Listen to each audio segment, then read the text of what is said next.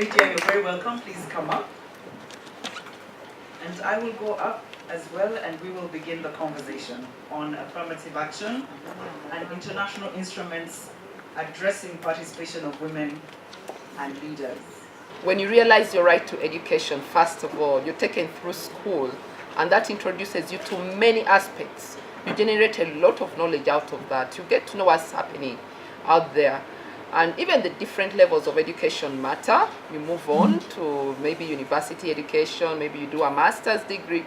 Then maybe after that you discover yourself, and then you start looking out for your interests.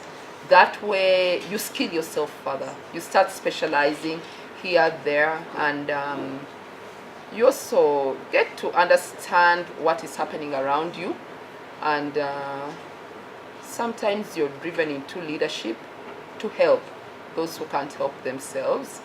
But I can't say I went into leadership because I'm very, very passionate about leading others. No, it started with information. Information was my driving force because I had all the knowledge, it's there, and if you can take the leadership position and share with other people, that becomes very, very encouraging. I propelled myself to come and stand for those leadership positions. Why? Because I felt I had enough information, and the only way to drive the agenda or to share it was when I occupied certain positions. So,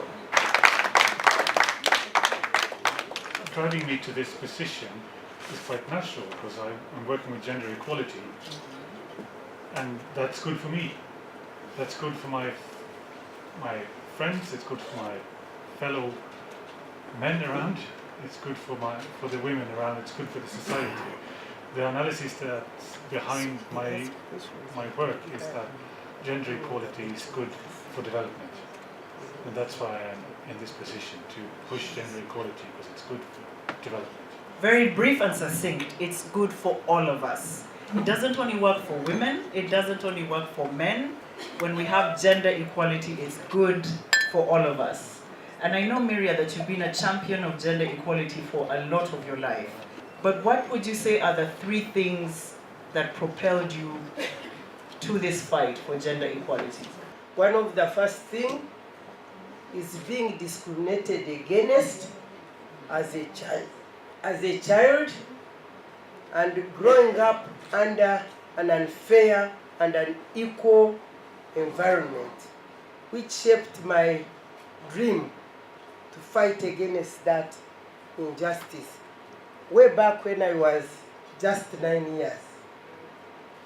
So the dream, the passion to liberate women from injustices, from discrimination, from unfairness is what propelled me to where I am. And because of that dream, my path was, do they say charted or chart or cut along those lines? Because I went to study law, just fight against gender equality. I decided to get into parliament very early. I decided to study law at the age of 9.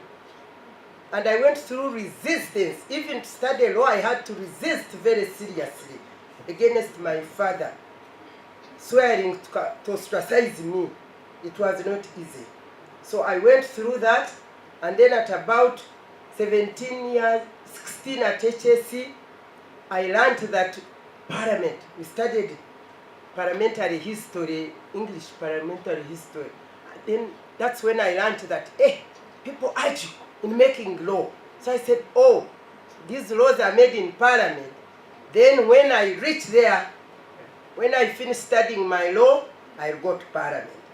Let me tell you, ladies and gentlemen, you don't know the joy I have that actually I managed to get all that I wanted to have.